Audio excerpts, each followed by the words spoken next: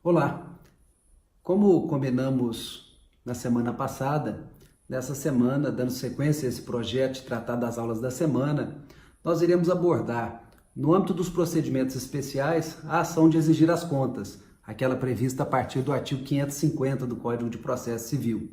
E no que diz respeito ao processo de execução, a fase de cumprimento de sentença, no primeiro momento, o cumprimento provisório de sentença, e depois o cumprimento definitivo, com as suas distinções procedimentais, bem como aquilo em que elas se complementam enquanto dois institutos muito próximos, o cumprimento provisório e o cumprimento definitivo. Para dar início a este panorama de hoje, eu começo pelos procedimentos especiais, no caso a ação de exigir contas. Um procedimento inserido no Código de Processo Civil de 2015 com a denominação da ação de exigir contas. Procedimento esse que, à época do CPC de 1973, tinha a denominação de ação de prestação de contas. De início, quero sustentar a diferença entre esses dois institutos. Aquele do CPC de 73, que tratava da prestação de contas, e aqui um procedimento específico para exigir contas. E a grande distinção entre um e outro procedimento se dá quanto à legitimidade. A legitimidade ativa em especial. Mormente pelo fato de que, no CPC de 1973, o procedimento especial, pautado num livro próprio, que tinha o livro dos procedimentos especiais, contemplava a ação de prestação de contas como um mecanismo que poderia ser utilizado, tanto por aquele que desejasse que a parte contrária prestasse contas, como também para aquele que quisesse prestá-las, oferecê-las espontaneamente. Isso não mais ocorre no CPC de 2015. A partir do artigo 550, o nome iuris da ação é a ação de exigir contas, o que nos demonstra a titularidade para o exercício desta ação como sendo aquele, o titular, o legitimado ativo, aquele que detém o direito de ter as contas apresentadas por um administrador, por um gestor, por um advogado, por um tutor, por um curador, as espécies presentes no Instituto do Procedimento Especial da Ação de Exigir Contas e que na prática representa sempre alguém que deve prestar contas a outrem por força de um contrato, por força de uma obrigação, por força de uma função exercida por aquele que detém a obrigação de prestar contas a outrem. O caput do artigo 550, ele já especifica um pouco do procedimento, dizendo que aquele que se afirmar ser titular do direito de exigir contas vai requerer a citação da parte contrária para que as preste no prazo de 15 dias, ou para que conteste. Conteste, muitas vezes, em razão do quê? Quais seriam os argumentos utilizados pela parte contrária no sentido de não prestar estas contas? Ou porque não está obrigado a fazê-lo, ou porque essas contas já foram prestadas a tempo e modo. É importante aqui mencionar que esta ação visa a exigência de prestar contas e serve, evidentemente, para a apuração de um saldo credor entre as partes litigantes, seja a parte autora que detém o direito de requerer dessas contas, ou mesmo um crédito inserido em favor do réu, que, demonstrada a existência desse crédito, poderá, nos mesmos autos, requerer o cumprimento da sentença daquele crédito remanescente. Isso aqui denota uma característica muito importante da ação de exigir contas. Ela é um procedimento especial exatamente por essa natureza diferenciada. Imaginem bem que poderá existir ocasião em que o próprio réu, demandado numa prestação de contas, tenha um saldo credor a receber daquele autor, o que demonstra aqui a especialidade do procedimento. Isso independentemente de uma reconvenção, de um instrumento pelo qual o réu demanda em juízo um direito conexo com aquele proposto pelo autor. Quero aqui demonstrar então que a partir do artigo 550 tem esse demandante a possibilidade de que, citado, ele venha apresentar as contas,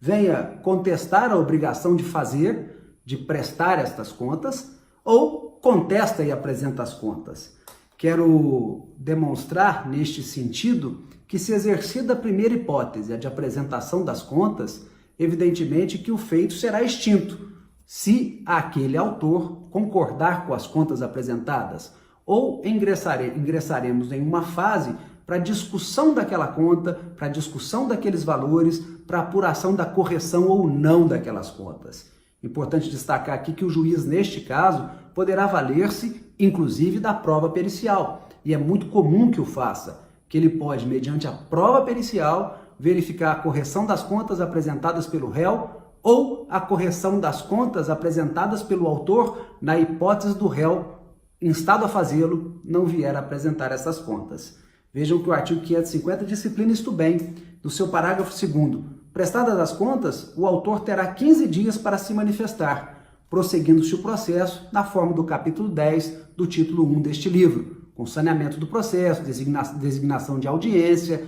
prova pericial e, evidentemente, lá na frente, uma sentença que abordará a correção das contas e efetivamente apurará a existência ou não de saldo credor em favor de uma das partes. Importante disciplinar ainda o parágrafo 3º, que a impugnação das contas apresentadas pelo réu deverá ser fundamentada e específica, com referência expressa ao lançamento questionado. É de valor ainda especificar a todos os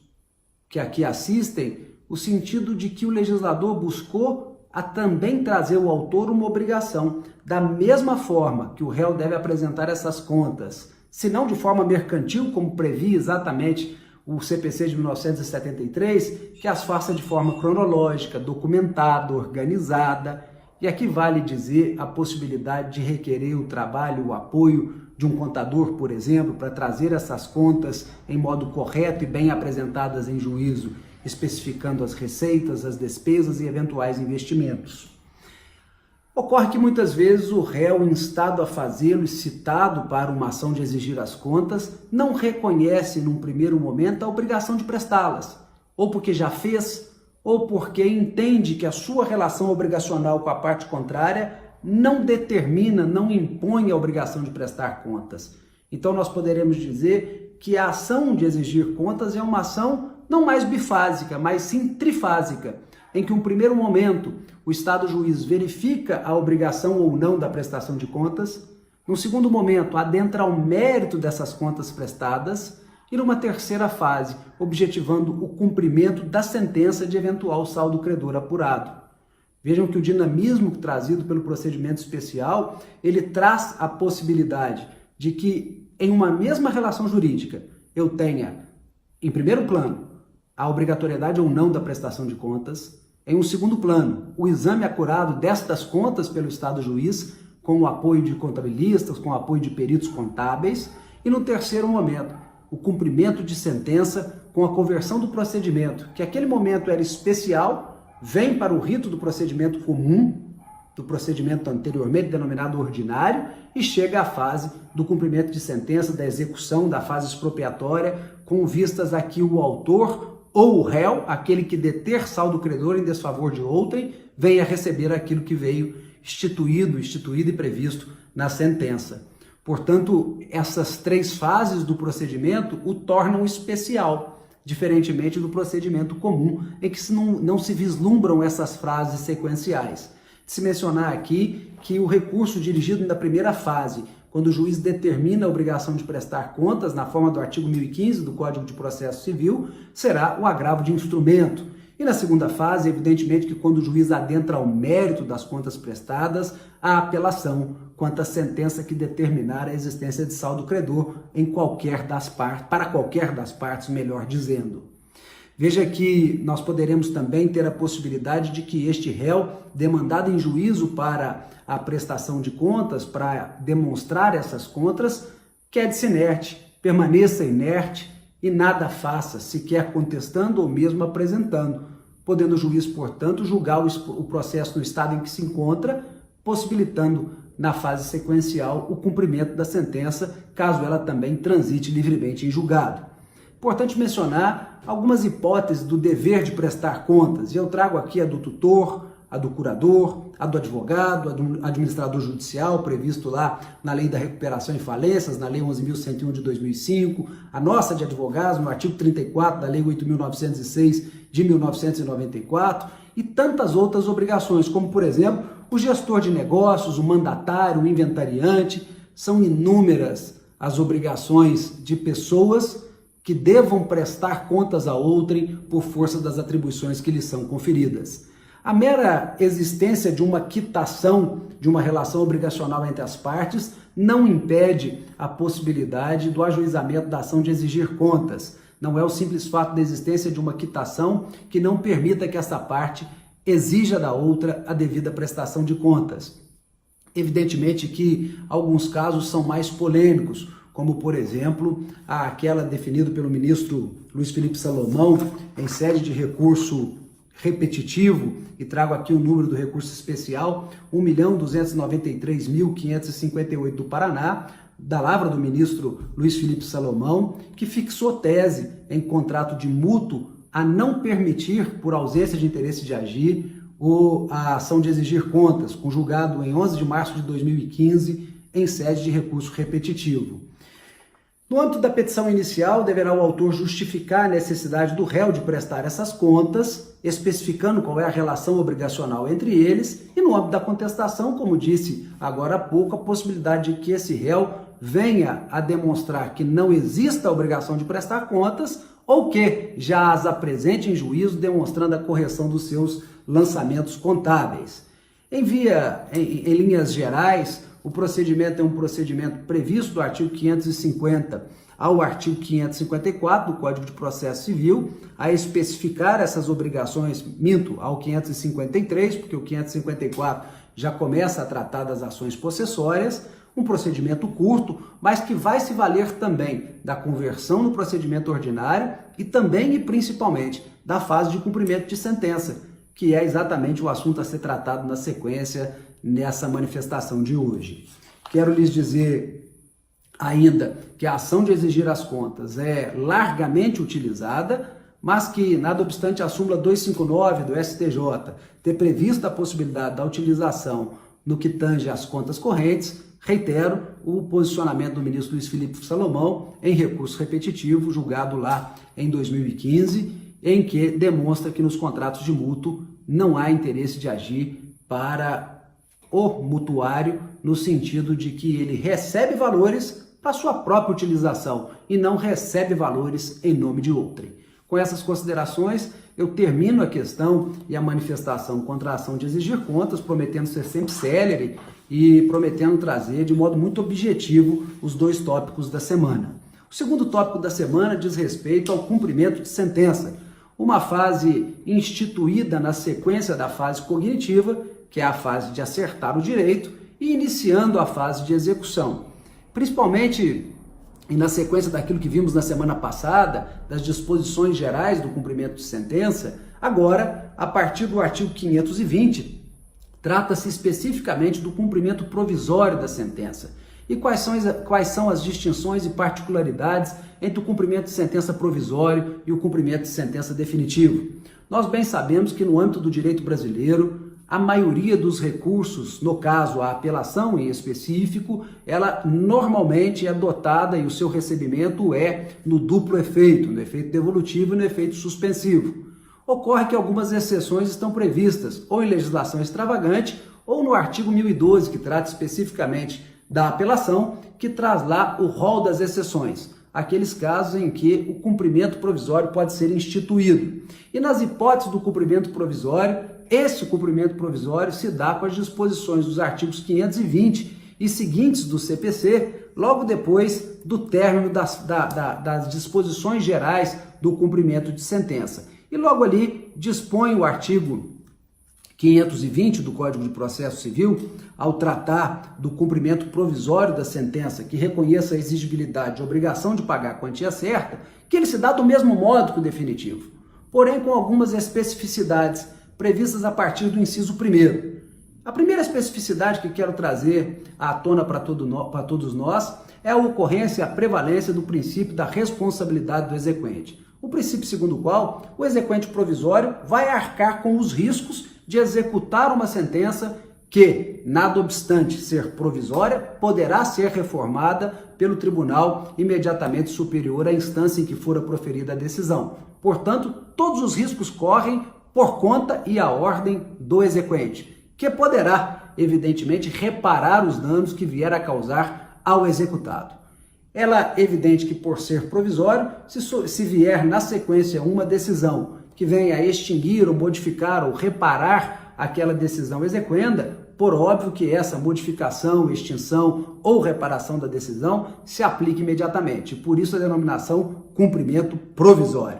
É evidentemente que se essa decisão posterior não modificar por inteiro a decisão exequenda, só na forma do inciso 3º, a sentença objeto do cumprimento provisório for modificada ou anulada apenas em parte, somente nesta ficará sem efeito a execução. Importante disciplinar que o levantamento de dinheiro, evidentemente que a prática de atos que importam transferência de propriedade, alienação de coisa, elas também ficam sem efeito se evidentemente a decisão for alterada, mas elas são exceção à regra. A regra é a não ocorrência destes atos que deixam praticamente em definitivo eventual alienação, eventual transferência, não permitindo o retorno ao status quo ante, ou seja, a possibilidade de retornar ao estado anterior antes mesmo da execução provisória. E essa previsão está lá no inciso 4º do artigo 520 do Código de Processo Civil. É importante destacar que, da mesmíssima forma que o cumprimento definitivo, no cumprimento provisório também poderá o executado impugnar esse cumprimento provisório na forma do artigo 525 do Código de Processo Civil, com as disposições que tratam da impugnação ou cumprimento de sentença. Destaca-se aqui também a existência dos honorários e a existência da multa dos 10%, aqui prevê o artigo 523 do Código de Processo Civil, incidindo da mesmíssima forma que no cumprimento definitivo, aqui no cumprimento provisório. Mas vale a ressalva do parágrafo 3º, que se o executado vem tempestivamente e deposita o valor, só haverá incidência de honorários e de multa, melhor dizendo, da multa, se o ato que ele praticou não tenha sido no valor devido. Mas ressalva-se aqui que o fato dele depositar em juízo o valor não significa que ele abre mão do direito de manifestação quanto à impugnação, podendo fazê-lo tranquilamente e sem maiores dificuldades. A restituição a esse estado anterior, a que se refere o inciso 2º do próprio artigo 520, ele poderá, digo-lhes, se caso ocorra a prestação de caução e alienação de eventual bem ou encaminhamento de valores àquele exequente, não retornar a este estado anterior, efetivamente dizendo. Mas para isso o parágrafo 4º traz a hipótese da plena reparação de danos por parte do exequente. Vejamos a redação do parágrafo 4º. A restituição ao estado anterior, a que se refere o inciso 2º, não implica o desfazimento da transferência de posse ou da alienação de propriedade, ou de outro direito real, eventualmente já realizado, ressalvado sempre o direito à reparação dos prejuízos causados ao executado. Portanto, vejam, foco absoluto no princípio da responsabilidade do exequente, norma da teoria geral da execução e que se aplica aqui com grande valor, mormente pelo fato de que essa sentença é provisória, ainda pende de confirmação dos tribunais superiores e, portanto, a responsabilidade será sempre do exequente nesse sentido. Responsabilidade essa, diga-se de passagem, objetiva, muito clara no sentido de que compete ao exequente praticar os atos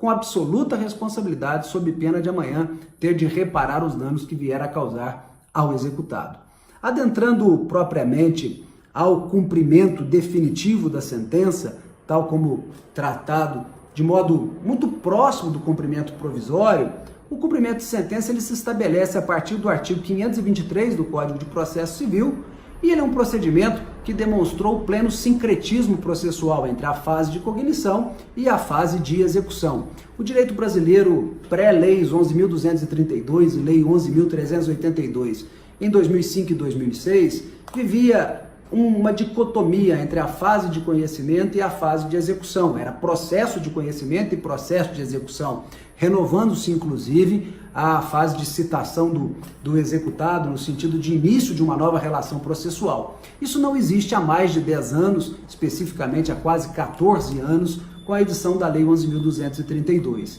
que tornou sincrético o processo civil brasileiro, fazendo uma fusão da fase cognitiva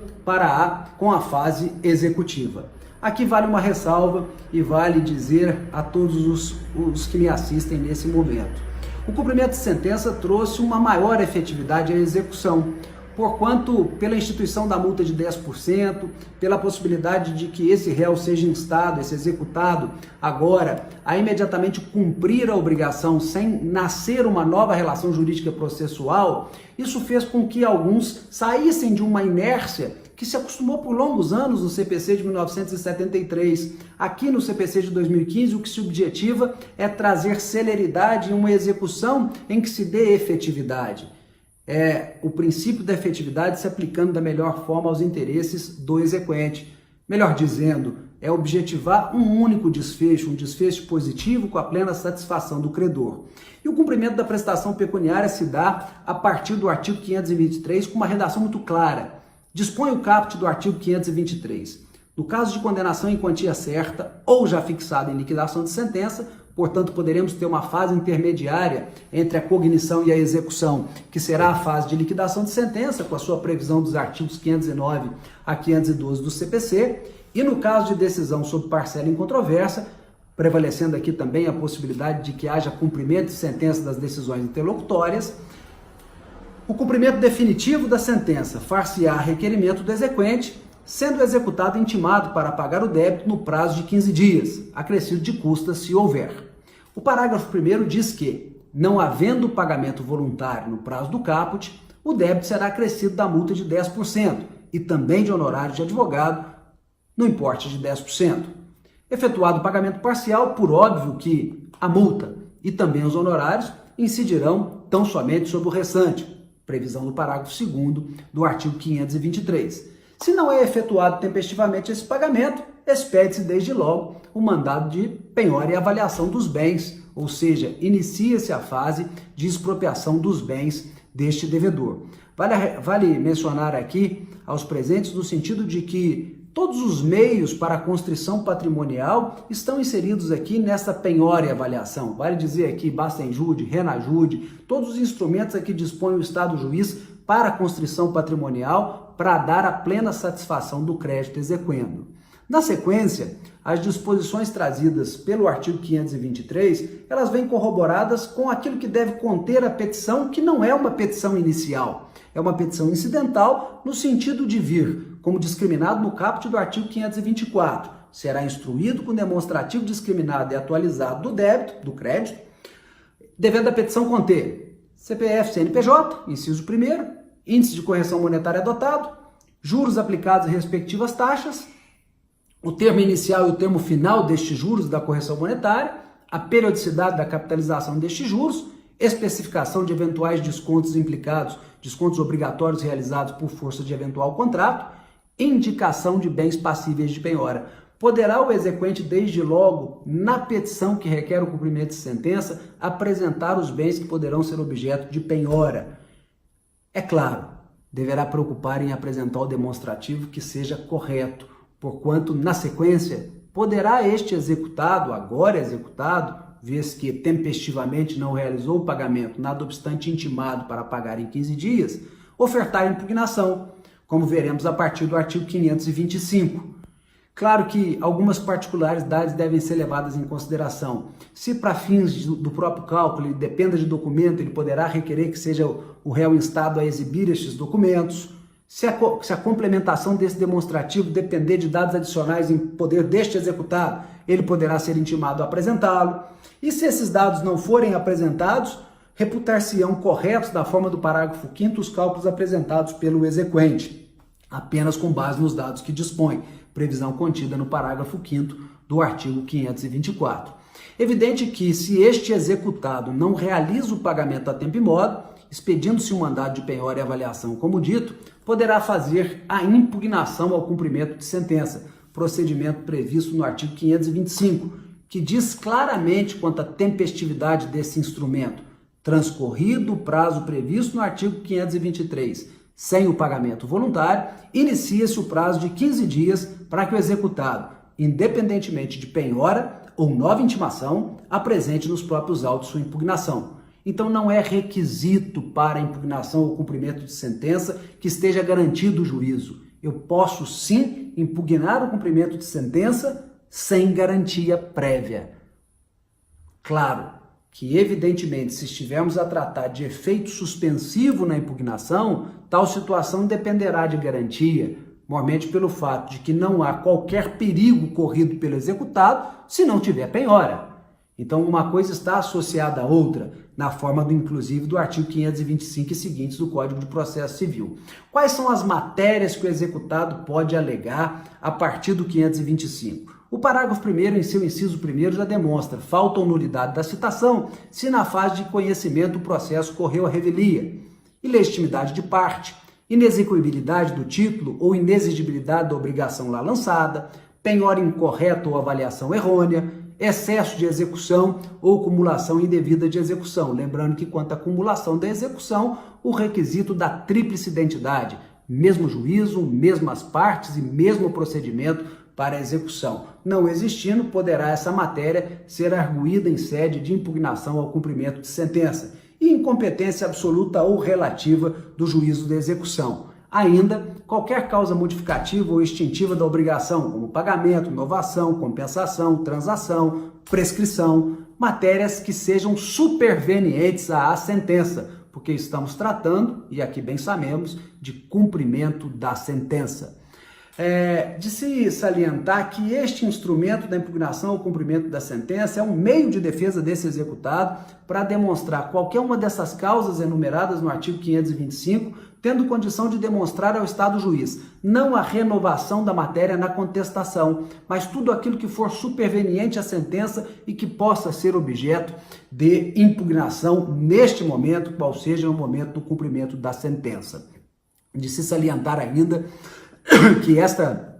impugnação ao cumprimento de sentença pode levar a uma extinção prematura do próprio cumprimento, o que é anômalo, o que é distinto, o que jamais se espera frente ao princípio da efetividade ou do desfecho único da execução. Mas, em algumas ocasiões, principalmente naquelas que digam respeito à ilegitimidade ou mesmo na questão de vícios na citação, poderá sim ocorrer a extinção desta execução em decorrência da impugnação apresentada. Logo na sequência, a partir do artigo 526, traz-se uma previsão da possibilidade de que o executado, independentemente, e aqui na condição ainda de réu e não de executado, venha a juízo e realize o depósito. Claro que, para ele, poderá sim aguardar a intimação para que efetive o depósito de modo voluntário. É requisito e foi a escolha feita pelo CPC de 2015. Eu, particularmente, sempre fui um defensor, sob a égide do CPC de 73, de que não existisse essa intimação